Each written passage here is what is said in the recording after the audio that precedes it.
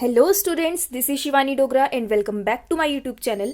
Today we will discuss about section E of model test paper of mathematics of class 10th.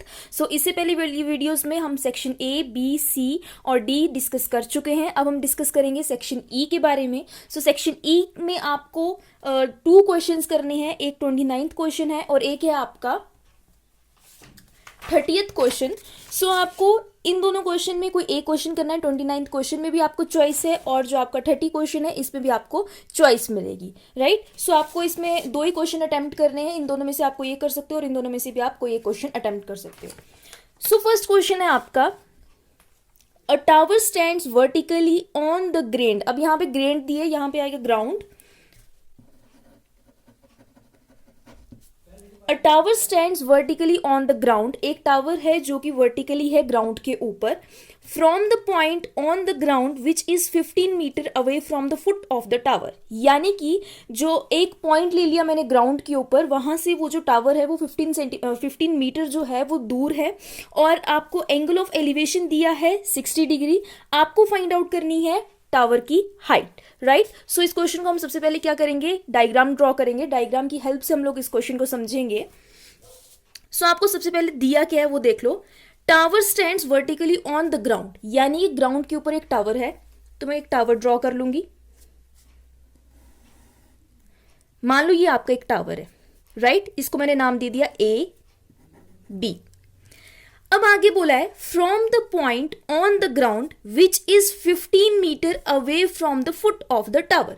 यानी कि एक कोई भी point लिया आपने ग्राउंड के ऊपर, मैंने ये पॉइंट ले लिया. इस पॉइंट से जो टावर के फुट है वो कितना दूरी पर है, that is 15 metre away, right. So ये आपके पास डिस्टेंस कितना आ गया, 15 मीटर. और इस पॉइंट को मैंने मान लिया पॉइंट सी. अब आपको बोला है angle of elevation of the top of the tower is 60 degree. यानी कि आपको एंगल ऑफ एलिवेशन कितना दिया है, 60 डिग्री दिया है. एंगल ऑफ डिप्रेशन होता है जब आप ऊपर से कोई भी चीज देखते हो. जब आप नीचे से ऊपर की ओर देख रहे हो तो that is known as angle of elevation. So angle of elevation कितना आ गया आपका 60 डिग्री. सो मैं इसको ज्वाइन कर दूंगी. ये आपके पास दिया है 60 degree. You have to find out the height of the tower. यानी कि आपको ए बी की लेंथ फाइंड आउट करनी है. यानी कि आपको ऐसी ट्रिग्नोमेट्रिक रेशियो यूज करनी है जहां पे आपका बेस और परपेंडिकुलर दोनों यूज हो जाए. अब आपको तो ये पता है कि ये राइट एंगल ट्राइंगल बन रहा है, राइट. सो यहाँ पे आपका बेस है, ये आपका परपेंडिकुलर है. जिस ट्रिग्नोमेट्रिक रेशियो में आपको बेस और परपेंडिकुलर दिया हो आपने वो यूज कर लेनी है. ये मैं शॉर्ट ट्रिक आपको पहले भी बता चुकी हूँ, मैं फिर से बता रही हूँ. जो आपको ट्रिग्नोमेट्रिक रेशियोज हैं उनको कैसे आप लोग याद रखोगे उसकी एक शॉर्ट ट्रिक है. Some people have curly black hairs to present beauty. सम का मैंने एस ले लिया, पीपल का पी, हैव का एच ले लिया, कर्ली का सी ले लिया, करली ब्लैक हेयर्स बी और एच ले लिया, to present beauty T P B, right. तो इसको मैं कैसे लिख दूंगी, S is equal to P upon H, cos is equals to B upon H and ten T is equals to B upon P, right. अब देखो आपके पास base और परपेंडिकुलर आपको चाहिए, तो आप देखो कौन सी ट्रिग्नोमेट्रिक रेशियो में बेस और परपेंडिकुलर यूज हो रहा है. अब कौन सी ट्रिग्नोमेट्रिक रेशियो में यूज हो रहा है, वो यूज हो रहा है आपका 10 में. तो आप यूज कर लोगे 10 वाली, राइट. अब सबसे पहले आपने लिखना कैसे वो भी आपको पता होना चाहिए. तो जो आपको गिवन है आपने वो लिखना है. जो आपने सपोज किया यहां पे वो आपने लिखना है here A B represents tower. A B क्या रिप्रेजेंट्स कर रही है, ए बी लाइन क्या रिप्रेजेंट्स कर रही है, टावर को रिप्रेजेंट कर रही है, राइट. सो मैंने यहां पे लिख दिया here A B represents tower. Let C B क्या है आपका, distance of the point from the tower, right. कौन सा पॉइंट है, जो भी ग्राउंड पे हमने एक पॉइंट लिया था उसका डिस्टेंस कहां से टावर तक का distance. C B is the distance of the point from the tower, right. और आपको क्या दिया हुआ है कि सीबी कितना है, that is CB is equals to 15 metre. आपको ये लिखना बहुत ज़्यादा ज़रूरी है। अगर आप ऊपर जो वर्डिंग है वो नहीं लिखोगे तो आपको मार्क्स नहीं मिलेंगे। इसका ध्यान रखना। ये नहीं कि आपने डायरेक्ट यहाँ पे किया tan theta is equals to perpendicular upon base और डायरेक्ट आपने आंसर निकाल दिया। नहीं, आपको ये ऊपर लिखना ज़रूरी है। आपको इसके मार्क्स भी मिलेंगे क्योंकि ये आपका 5 मार्क्स का क्वेश्चन होगा, 5 या 4 मार्क्स का, जितने मार्क्स का भी होगा। तो इस मार्क्स इतने मार्क्स का क्वेश्चन होगा तो आपको इसमें हर एक चीज़ मैंशन करनी है, right. CB is equals to 15 metre. अब आपको क्या दिया हुआ है, एंगल ऑफ एलिवेशन क्या दिया आपको, ACB that is 60 degree. So आप क्या लिखोगे, let angle ACB not D, ACB is equals to 60 degree, right. Angle ACB कितना आ गया आपका, 60 डिग्री आ गया। अब आपको क्या बताना है, we have to find the height of tower that is AB। We have to find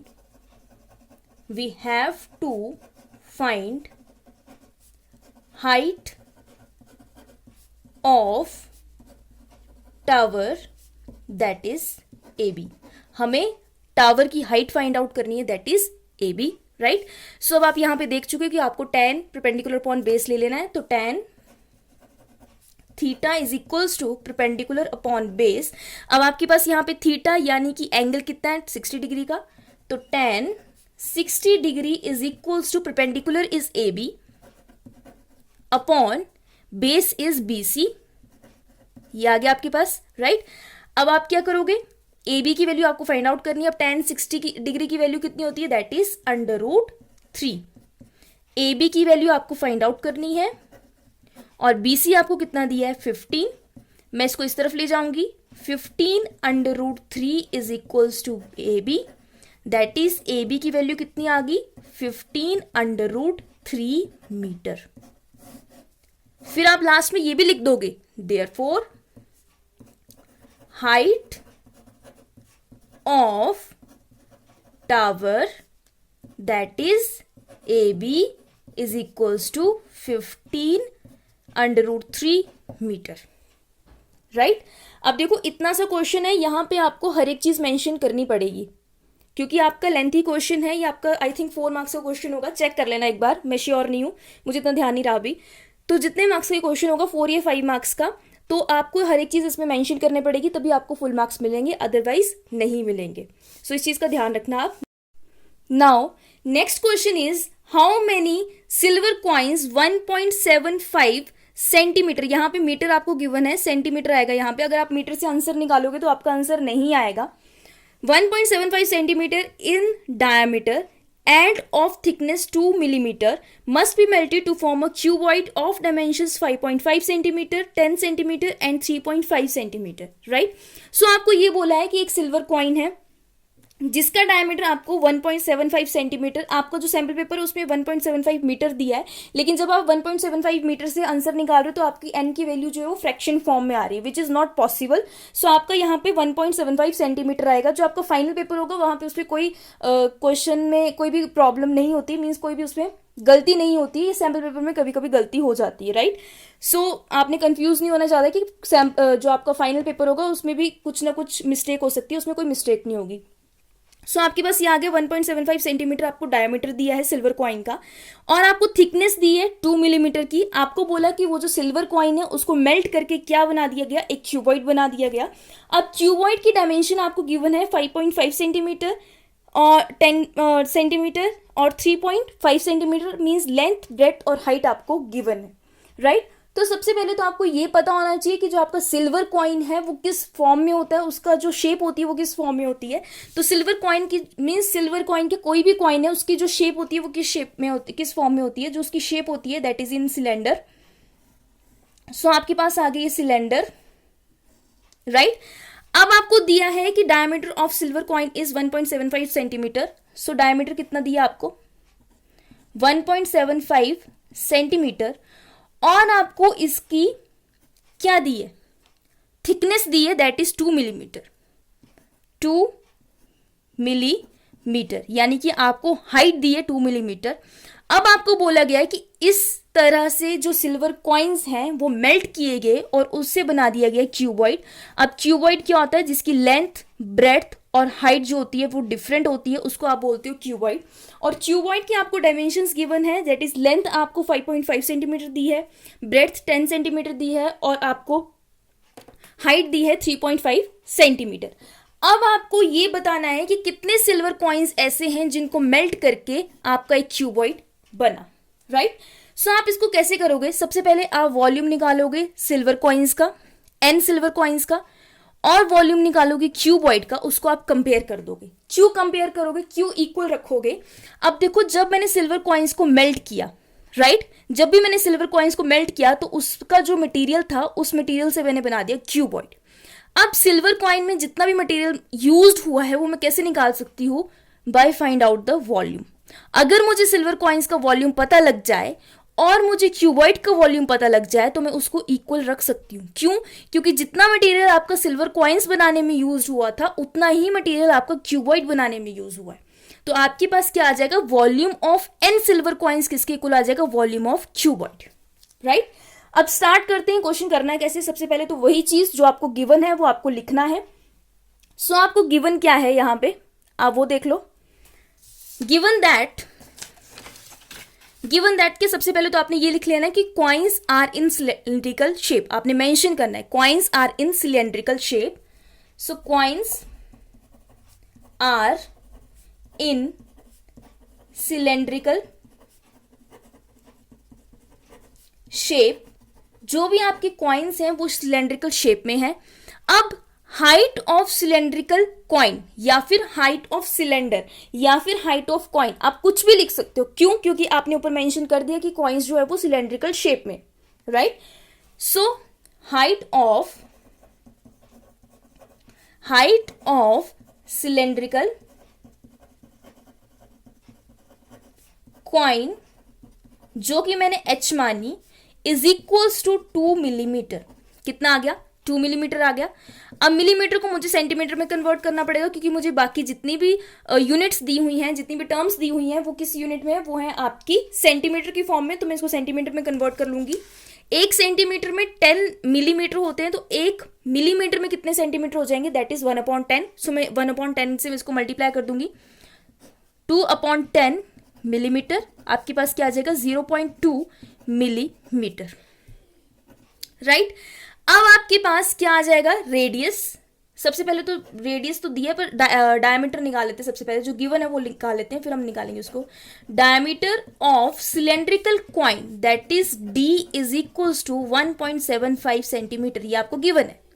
so radius कितना आ जाएगा, radius of cylindrical coin that is r is equals to कितना आ जाएगा, 1.75/2 सेंटीमीटर, राइट। 1.75/2 सेंटीमीटर, ये आपके पास कितना आ गया, रेडियस आ गया। अब मैं volume of coin find out करूंगी। So volume of cylindrical coin is equals to, volume क्या होता है सिलेंडर का, दैट इज πr²h। सो आपके पास क्या आ जाएगा, 22/7 इंटू 1.75/2 स्क्वायर इंटू 0.2, राइट। ये आपके पास आ गया वॉल्यूम। अब मैं इस वॉल्यूम को ऐसे रखूंगी एज इट इज और इक्वेशन नंबर 1 लिख दूंगी। इसको मैं अभी सॉल्व नहीं करूंगी, सॉल्व मैंने लास्ट में करना है। नेक्स्ट आपको क्या गिवन है, also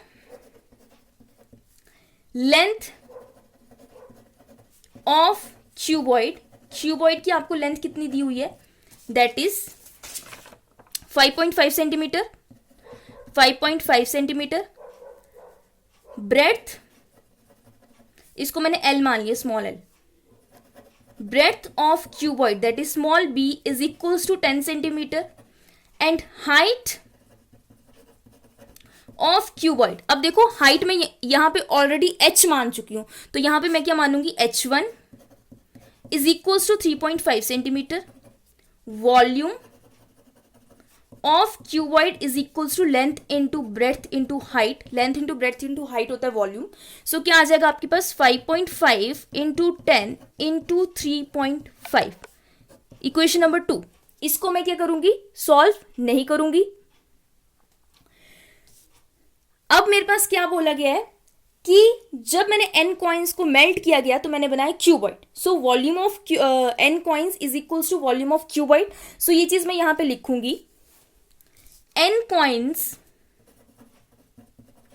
are melted to form a cuboid.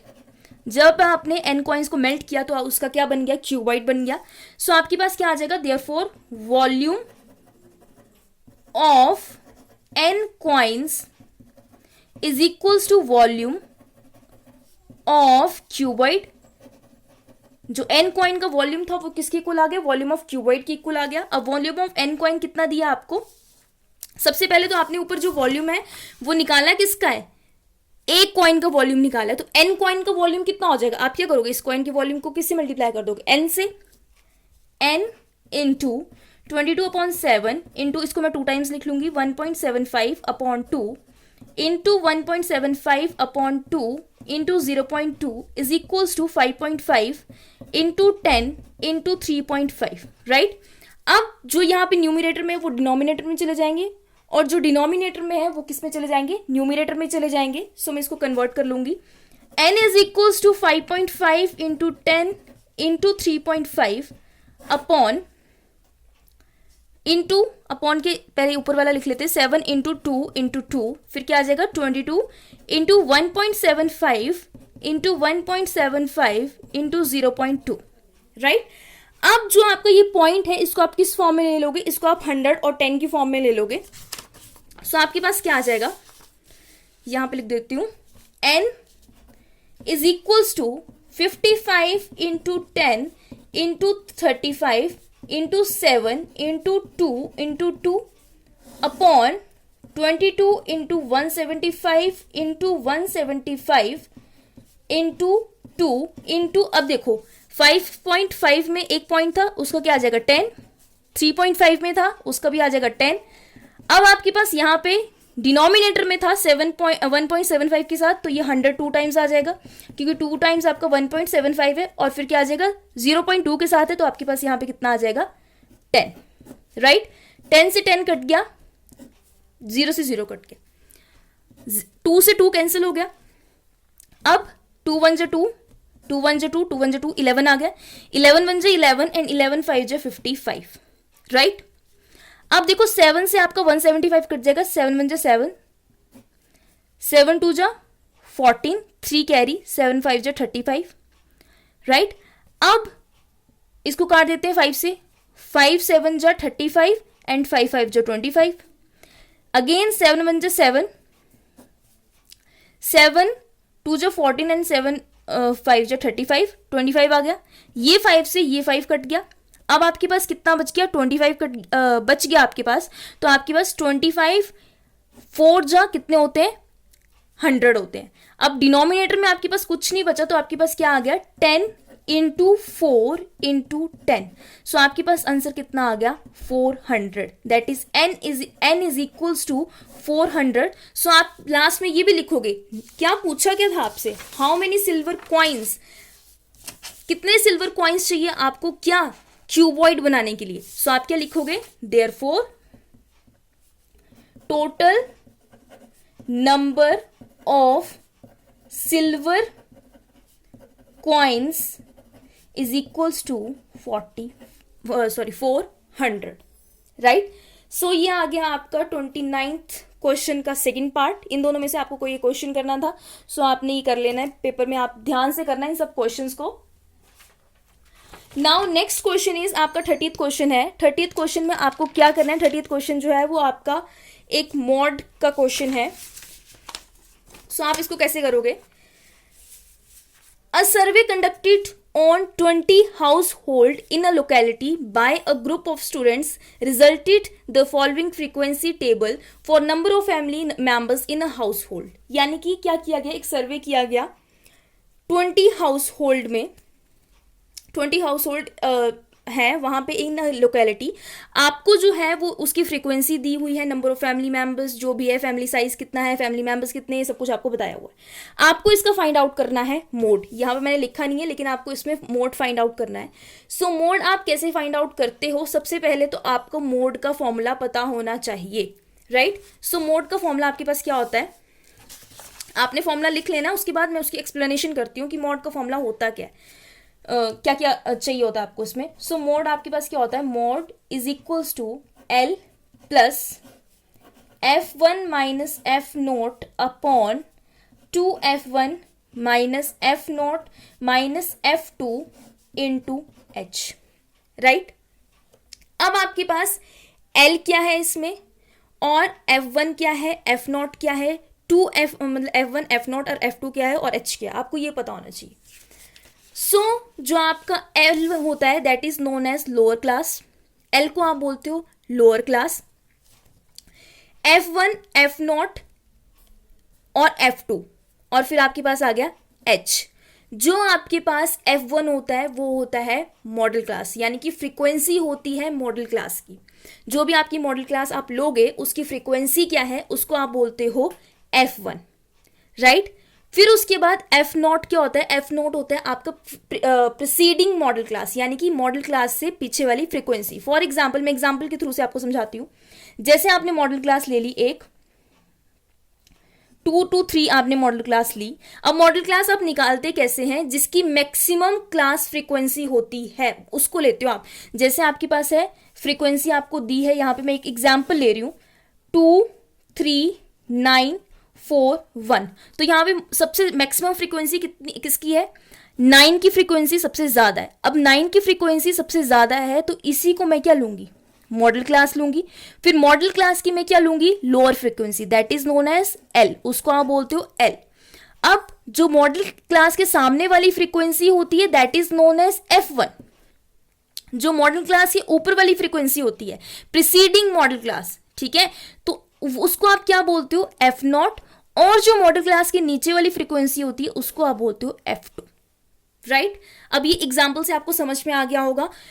Last is H, so H means height, यानी कि आपका डिफरेंस कितना है 2 मॉडल क्लास के बीच में।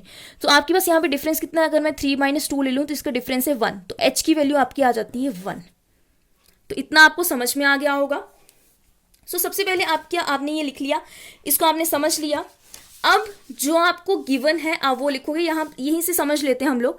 अब देखो आपके पास जब आपको पेपर में आएगा तो आपने पूरा ये बना देना है, वहां पे इनफ टाइम होता है पेपर करने के लिए। सो आपने ये वहां पे बना देना टेबल।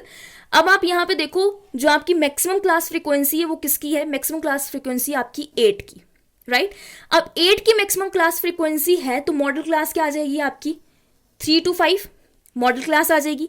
यहां पे आपके पास L कितना आ जाएगा 3 और आपकी F1 कितना आ जाएगा 8। अगर F1 आपका 8 है तो F नॉट कितना आ जाएगा दैट इज 7 और F2 कितना आ जाएगा आपका 2 आ जाएगा, राइट। और H की वैल्यू कितनी आ जाएगी 5 - 3 दैट इज 2। आई होप आप सबको ये सब कुछ समझ में आ गया होगा। अब जब आपको ये क्वेश्चन लिखना है तो आपने यहां पे लिखना भी है that is maximum class frequency is equals to 8। अगर मैक्सिमम क्लास फ्रीक्वेंसी आपकी 8 है, ठीक है, सो आपके पास मॉडल क्लास क्या आ जाएगी, therefore model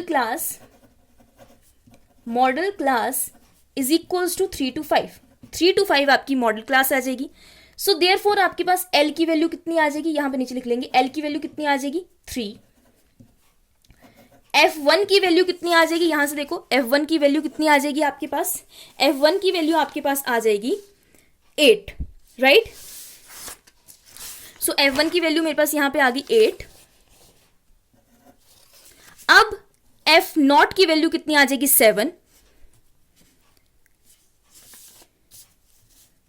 F naught is equals to 7 and what is F2 that is 2।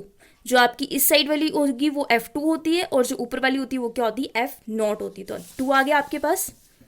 अब आपके पास क्या बच गया H, तो H कितना आ जाएगा 5 - 3 that is 2। H is equals to F2 आपके पास था 2 and H is equals to 5 minus 3 that is equals to 2। अब आप ये सारी वैल्यूज यहां पे पुट कर दोगे, so mod is equals to length आपके पास L कितनी दी है 3 प्लस F1 कितना आपके पास 8 minus 7, 2 into F2 is F1 is 8 sorry, minus F0 is 7 minus F2 is 2 into 2, right. अब आपके पास क्या आ जाएगा 3 plus 1 upon 8 to 16 minus 7 minus 2 into 2।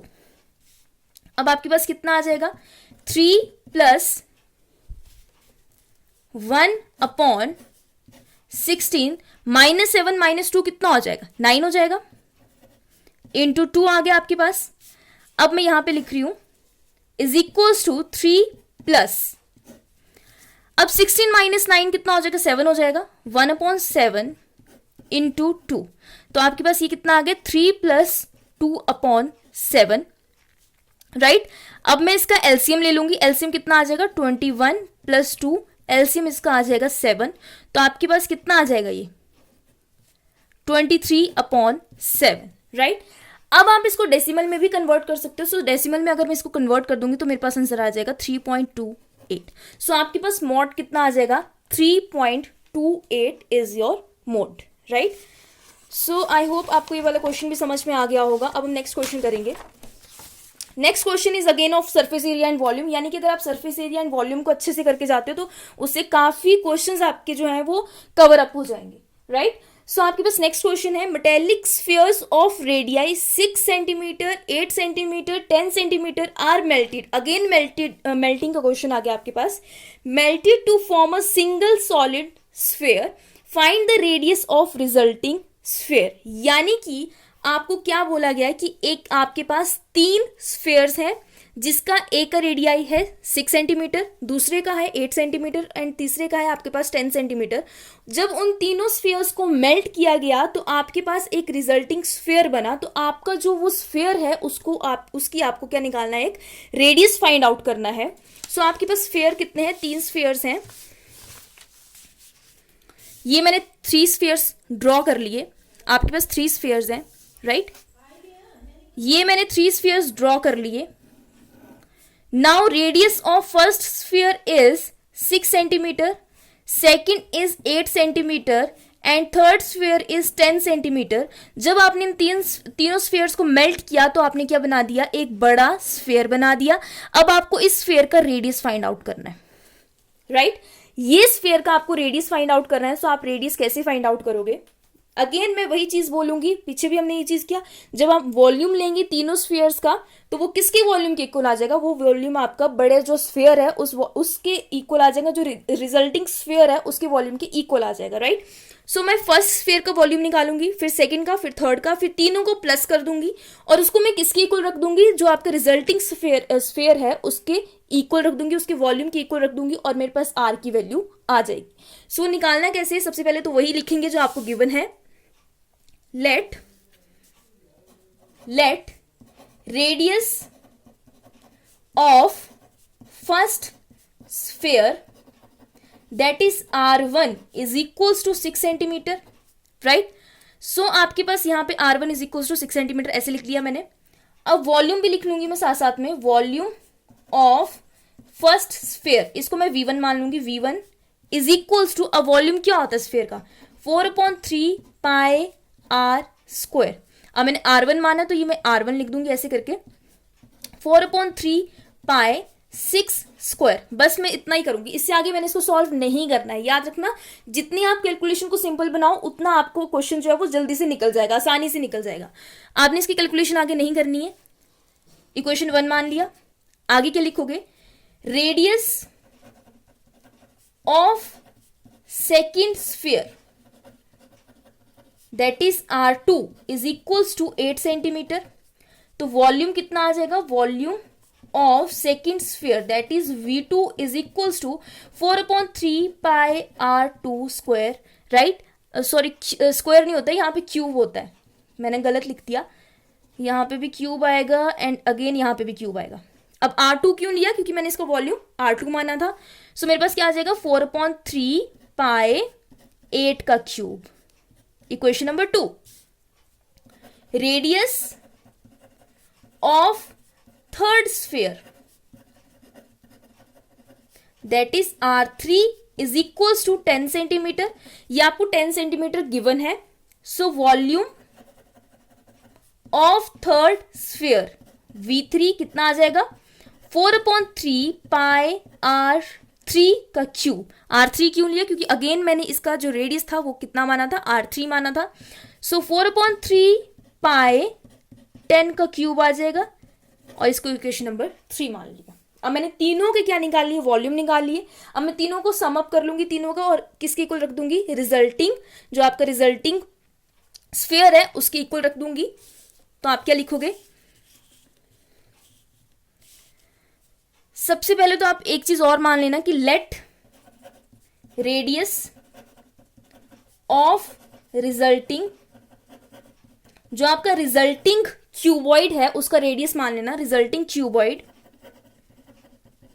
Is equals to R. तो वॉल्यूम क्या बन जाएगा, इसको भी लिख ही लेते हैं। वॉल्यूम ऑफ रिजल्टिंग क्यूबॉइड क्या बन जाएगा 4/3 pi capital R cube. Equation number 4 मान ली, राइट। अब आप क्या लिखोगे, अगेन जैसे मैंने पीछे लिखा था कि पीछे क्या लिखा था मैंने कि coins are melted to form a cuboid. So आप यहां पे क्या लिख लोगे, three metallic spheres are melted to form a resulting sphere. Three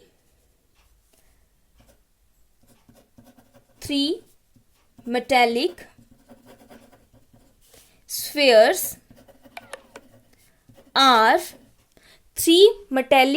spheres are